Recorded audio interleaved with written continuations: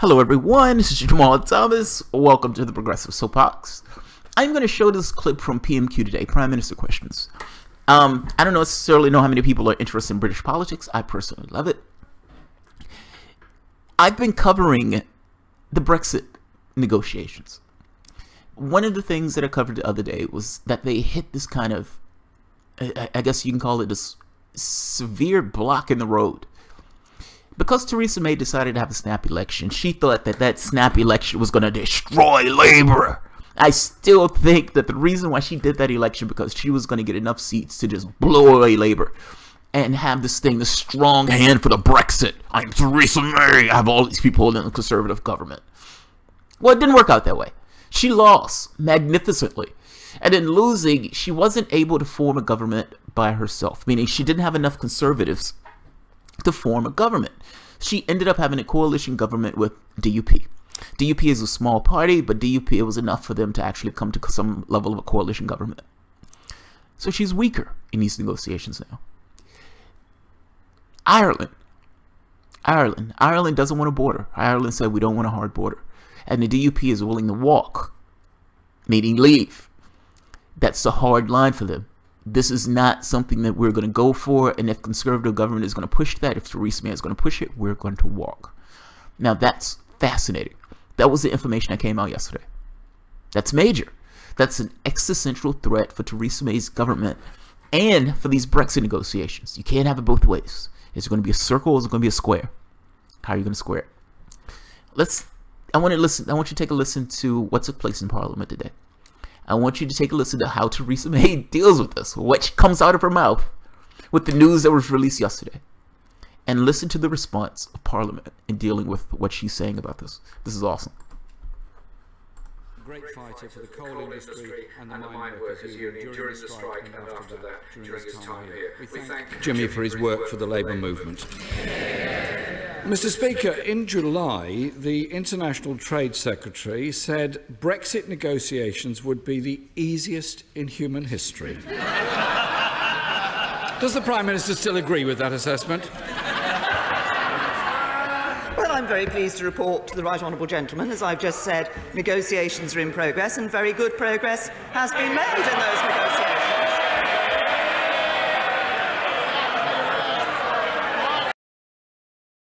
They're laughing. They're laughing. The entire thing erupts in laughter. Oh, well, I think these negotiations are going well. Everything is going fucking awesome. That's going fucking awesome. And they laughed. They laughed. They understand the difference. They understand what's going on. I'm not even in Britain, and I laughed. I also laughed. Let's keep going. Let's keep going.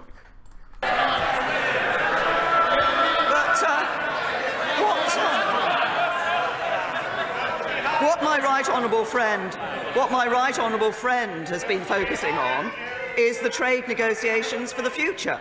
And indeed, because we are already a member of the European Union, when we leave, we will not be at the same basis in relationship with them as, say, Canada was in negotiating a trade agreement. And therefore, we do expect that we'll be able to get the deal that is right for the whole United Kingdom. What we need to do to be able to do that is to move on to phase 2. And if he's so concerned about easy negotiations, why did his MEPs vote against enabling us to do that? Mr. Speaker, the Prime Minister could always look behind herself. But Mr. Speaker, she hasn't succeeded in convincing many people. And yesterday, one Tory donor told the papers, and I quote, "Yesterday proved beyond doubt that the Prime Minister is not only weak, but it's her incompetence that's hobbling the UK." And he wasn't very kind about the rest of her front bench either, describing them as a bunch of jellyfish masquerading as a cabinet. Mr. Speaker, this is truly a coalition.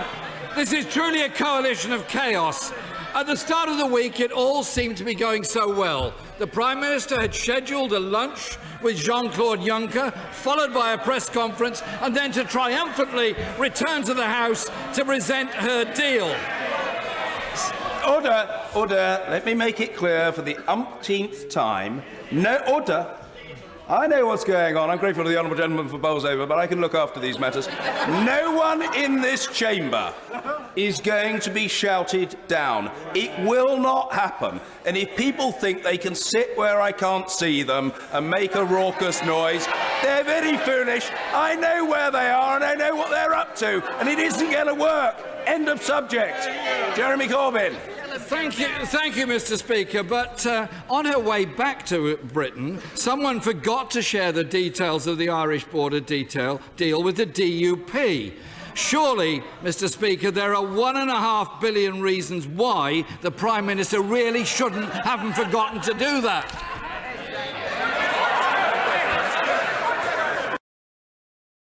Now, I gotta be honest, that one's weird. I have no idea what just took place.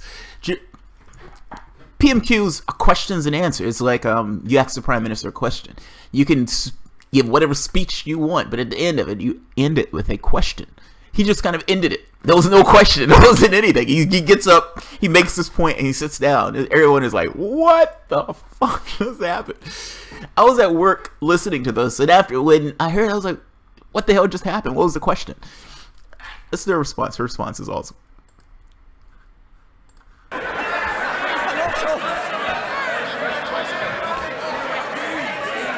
I think it was a little difficult to detect the question that there was within that interruption. But let me say to the right honourable gentleman, as President Juncker said on Monday, there are still a couple of things that we're negotiating on. And he is confident that we will be able to achieve sufficient progress. But if he wants to wonder about plans for negotiations, perhaps he should look at his own front bench. The Shadow Chancellor used to say staying in the single market was not respecting the referendum. Now he says it's on the table. The Shadow Brexit Secretary, Shadow Trade Secretary, used to say staying in the customs union was deeply unattractive. Now he says it isn't off the table. Now I think we now know from the Shadow Chancellor what their approach really is. It's not having a plan at all. Because when asked what the Labour Party plan was, the Shadow Chancellor said, well, that's difficult for us. As we all know, the only thing the Labour Party is planning for is a run on the pound. Here's the thing, and I have to be honest, this is one of those things I hate about PMQs. And I know this is just because the parties, just like in the United States, both to some degree were corrupt. Meaning the things that they were doing. Like, you would see one get up and say, you guys did this, and the other one will stand up and, well, you also did this. And it's like, so what? You're saying that both of you are crooks? That's awesome. In this case, though, she doesn't know what she's going to do. Understand, all of these questions, he's asking her these questions for a reason. I know the last one wasn't a question, but he's making a point. The DUP is integral to you having a government. If the DUP walks, your government dissolves. This is an existential threat for Theresa May's government. She's here with all smiley faces as if everything is okay. Everything is not okay. When she said, well, we're still in negotiations. We're still in negotiations. Yeah, you know what one of those negotiations are? We will walk if you try to put a hard border here. That's one of the negotiations. We will walk. Your government will dissolve. Yes, Jeremy Corbyn should have asked a question. I have no idea what Jeremy Corbyn was doing on that one. He just dropped the ball. But at the very least, in that orator, he still made a point. Maybe you should have given the DUP a heads up on what you're planning to do, because clearly they're not on board with this. She's trying to tar them with something that she herself doesn't want to be held up to standards she doesn't want to be held to. You guys don't know what you're going to do. You guys are still making up your mind on what you want to do. You don't have fixed ideas on how to handle Brexit. Your entire Prime Minister questions thing here is, for the most part, we don't know. We're still working out the details. So it's okay for you to work out the details, but it's not okay for Labour to try to work out the details? Come on. Come on. Be honest. Be honest. Be honest. Mr. Speaker, the Prime Minister was unable to support her Brexit secretary when he tried to explain that a deal was supposed to be done in October but still hasn't been done by December. The leader of the DUP told Irish television she only got sight of the deal on Monday morning, 5 weeks after she first asked for it. 2 months after the original deadline for the first phase of talks and after Monday's shambles, is the Prime Minister now able to end the confusion and clearly outline what the government's position is now with regard to the Irish border? I'm very happy to outline the position that I've taken on the Irish border with Northern Ireland. It is exactly the same position that I took in the Lancaster House speech, that I took in the Florence speech, that we have taken consistently in the negotiations, which is that we will ensure that there is no hard border between Northern Ireland and the Republic of Ireland. We will do that while we respect the constitutional integrity of the United Kingdom and while we respect the internal market and protect the internal market of the United Kingdom. And those Labour members who shout, "How?" that's the whole point of the second phase of the negotiations. Because we will deliver this. We aim to deliver this as part of our overall trade deal between the United Kingdom and the European Union. And we can only talk about that when we get into phase 2. We have a plan, he has none.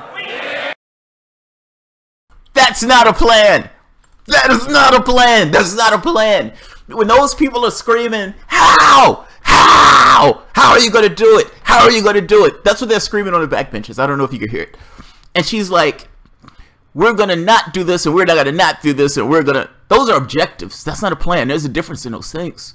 If I am writing a software program and I have certain things that I need to accomplish, okay, I need to move the data from the database. I need to put the data on the page. I need to allow the person to click something. Yeah, all right, that's great. Those are objectives. How do you do it? How do you do it? What's the code? What's the code? What's the software base? It's like we are playing a game of chess. And in this game of chess, I say, okay, I think his king is weak. So I need to get a piece over there. I need to put a knight here. I need to have a bishop here. I need to do something. That's great. Those are objectives. And guess what? Maybe I don't let you accomplish those objectives. They're not asking you objectives. This is like Hillary Clinton said, everybody wants a pony. Yeah. They're not asking you how. They're not asking you about a pony. I understand you want a pony. How are you going to do it? How are you going to get those objectives accomplished when those objectives conflict with one another? Let's keep going. I just think that's amazing. She stood up with a straight face. Straight face. And look, from Americans, one of the things that I had to get over was I love British accents. The British accent, it comes across so arrogant at times, but I fucking love it. And from women, it's different. It's hard to explain. It's like this kind of scolding, I don't know, it has a scolding sound to it. And I think it's because of this slight tangent. When I was in Egypt, I was in Cairo. I was in this hotel. There was like there was several people who were there. They had a hostel downstairs. So I was in an apartment, or I was in a hotel room. But they had a balcony that you can kind of sit on and sit up top and watch Cairo, the roof of Cairo, because it usually gets hot. And so sitting up, it kind of cools things off. No, heat rises. I'm sorry. Yeah, forget that part. There's a breeze blowing up top, so it's a little cooler. But one of the women who was up there one day, she was a British woman. And she was scathing to her boyfriend. And it's this arrogant, like, talking down to in a way that only British women can do and do very well. And this is purely just because the accent thing. It's not a... That's how the accent sounds to me. I love the British accent. So when Tony Blair would come to the United States, whatever Tony Blair would say, people would love Tony Blair. I suspect part of this had to do with the accent. Same thing. There's a poshness to it. She says something, and if you're an American, you're listening to it, it sounds, okay, fair enough. But when you're actually listening to what she's saying, once you get past the accent, and you listen to what she's saying, she gave you a list of objectives. And with the list of objectives, no plan whatsoever on how to accomplish those objectives other than, we're going to negotiate. That's it. That's my plan. My plan is just to negotiate. And then she turns around and says, now Labour doesn't have a plan. And then she sits down. She didn't give you squat. She didn't give you squat. And with a straight face, after not giving you squat, turned around and said, Labour doesn't have squat to give you either. It's amazing. Let's keep going. I love this. Jeremy Corbyn! 18 months after the referendum, the Prime Minister is unable to answer the question. And on Monday, as she thought she was coming here to make a statement, it was vetoed by the leader of the DUP. The tail really is wagging the dog here. Mr. Speaker, the Brexit Secretary told BBC's Ma programme in June, in my job, I don't think out loud and I don't make guesses. I try and make decisions. You make those based on data. The data is being gathered. We've got 50, nearly 60 sectoral analyses already done. This House voted to see those analyses. But today, the Brexit Secretary told the Select Committee they actually don't exist. Well, can the Prime Minister put us out of our misery? Do they exist or don't they? Have they done the work or haven't they? That is surely one question she can answer after 18 months. Can I make a gentle suggestion to the Leader of the Opposition? He asked me a question on the Northern Irish border. I answered the question. Jeremy Corbyn is fucking awesome. Now, and I know that part of this, I've always said I have a little bit of empathy for Theresa May because this wasn't on her watch. She started to take this on after the last Prime Minister failed miserably, the last Conservative Cameron. After he failed miserably, and Britain's going out of Europe. So, a slight bit of empathy. That being said, she is getting the stuffing beat out of her because she's holding on to a burden that wasn't necessarily hers, and yet she's in this kind of brutal position that I don't necessarily know if they're right answers for the position itself. I would imagine you protect Britain to the degree you can protect Britain, but she's a conservative. She's looking out for a particular faction of Britain. But nevertheless, anything that you do in this is going to look bad, and Jeremy Corbyn is taking advantage of the fact this is going to look bad. Good for Jeremy Corbyn. Let's keep going. And by the way, she didn't answer that question. He then stood up and said I hadn't answered the question. Perhaps he should listen to the answers that I give. Just to interject for the moment. As a flat fact, yes, you got up, words came out of your mouth. Fair enough. I asked you, how tall are you? And you get up and say, the sun is green and awesome. Technically, words did come out of your mouth. You, in no way, talked about what I myself asked you about. No, she didn't answer that question. She can say all she wants that she answered it. He asked for specifics. Do you have something right now where you could show us? Yes, I do. I have objectives that I want to accomplish. We didn't ask you about objectives. We didn't ask you about objectives. What are your plans? Do you have plans? She didn't answer that question. If you don't believe me, the video would be in the box. You can go back and look at it yourself. Let's keep going. The House requested, as I understand it, 58 sectoral impact assessments. There were no 58 sectoral impact assessments. There was sectoral analysis. Over 800 pages of sectoral analysis has been published and made available to the Select Committee, and arrangements have been made available for members of this House to see it.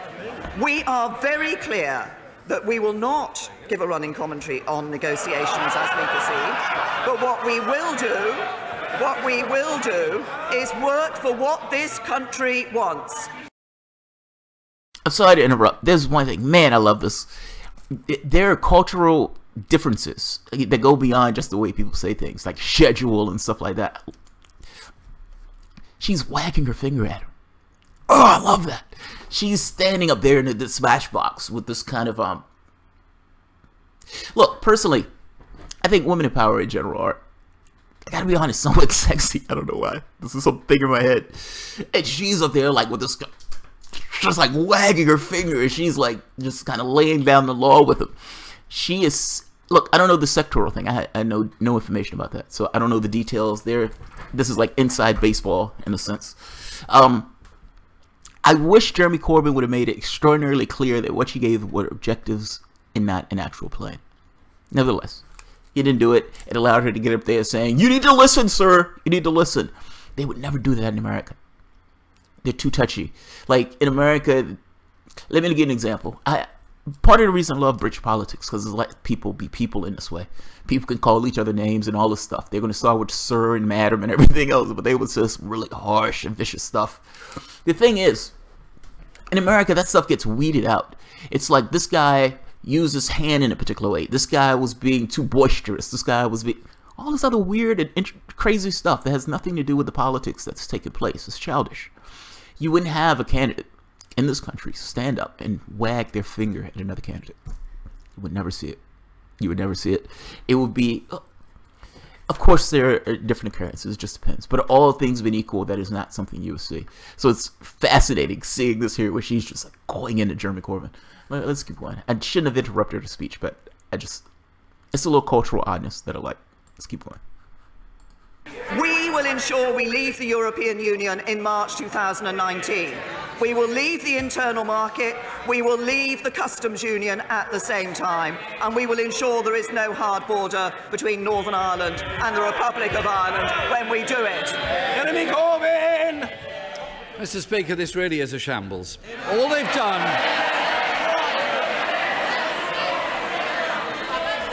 done is offered a heavily redacted, abbreviated version which has not been widely shared.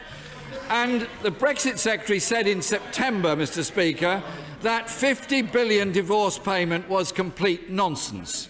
The Foreign Secretary rejected any payment and said the EU could go whistle. So can the Prime Minister put before the House a fully itemised account that could be independently audited by the Office of Budget Responsibility and the National Audit Office on any proposed payment? Well, because we haven't actually. We're at the point of progressing on to the next stage. Nothing is agreed until everything is agreed. So the final settlement won't be agreed until we've actually got the whole of the deal agreed. But I have to say to the right honourable gentleman, he's asked me questions earlier about hard borders. You know, half the Labour Party wants to stay in the single market, half the Labour Party wants to leave the single market. The only hard border around is right down the middle of the Labour Party. Mr. Speaker, 18 months since the referendum, no answers to the questions. Today, they haven't yet concluded phase one, no answers to the questions, and the DUP appear to be ruling the roost and telling her what to do. Mr. Speaker, whether it's Brexit, the National Health Service, social care, our rip-off railways, rising child poverty, growing pensioner poverty, or universal credit, this government is unable to solve important issues facing this country. In fact, it's making them worse. The economy is slowing, more people in poverty, Brexit negotiations in a shambles. This government is clearly not fit for the future. If they can't negotiate a good deal, wouldn't it be better if they just got out of the way?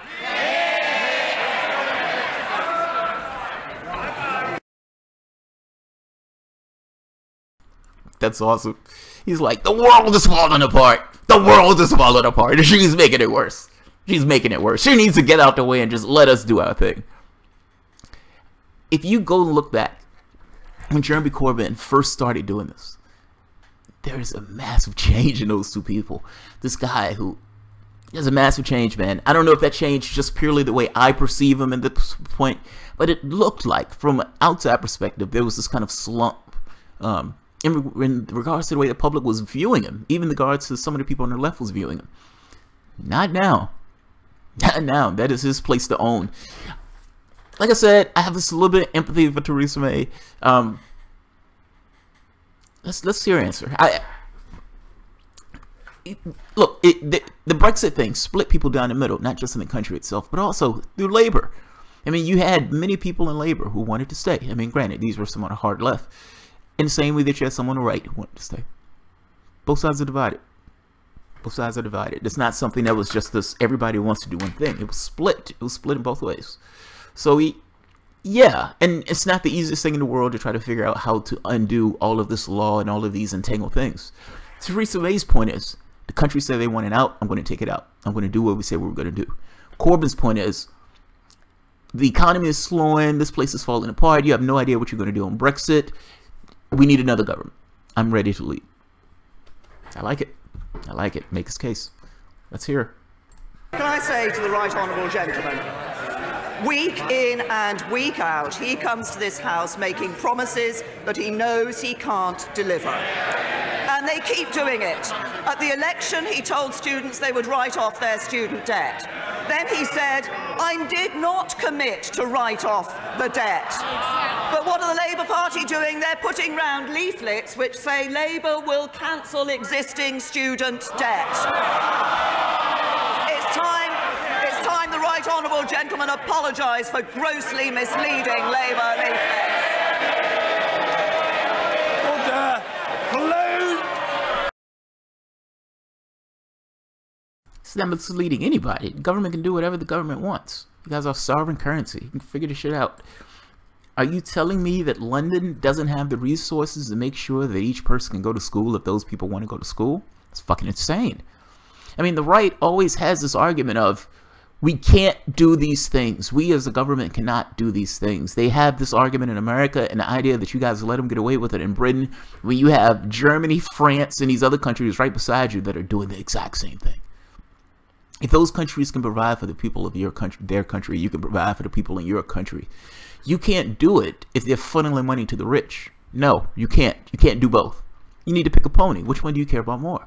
Do you care about funneling money to the rich until you become little America? Or do you care about your citizens? It's supposed to be a social democracy. The social part is more important. The money is not real. People are. So Theresa May can say all she wants. She's essentially a Democrat. She would be considered a Democrat in this country, which is sad. It's sad considering the state on the left in this country. Look, the Hillbots, the Hillary Clinton, the wing of the party, makes the same argument that Theresa May makes. She's lying to you. She's lying to you. If the government wanted to prioritize allowing kids to go to school, the government can prioritize allowing kids to go to school. They just need to figure out how. So, and to save that to the very end, that means she didn't want the response. She didn't want him to give a response. Meaning if Jeremy Corbyn got up and said, yes, we can do this, this, this, and this, that would look bad. She doesn't necessarily want that to be part of the ledger. She doesn't want his answer. So I think Theresa May gets the stubborn beat out of her, man. When you start Prime Minister questions, he asks you the first question, you respond, and the place laughs. They erupt in laughter. That doesn't look good. That doesn't look good at all. So I am going to end it here. This didn't mean to be long. I don't think I've reviewed a PMQ before, but I actually like reviewing a PMQ, so I may do another one of these. I will leave it at that. Thanks, guys. If you enjoy the content, feel free to share, like, subscribe, and of course, you can always support the Patreon. Thanks, guys. Where are you?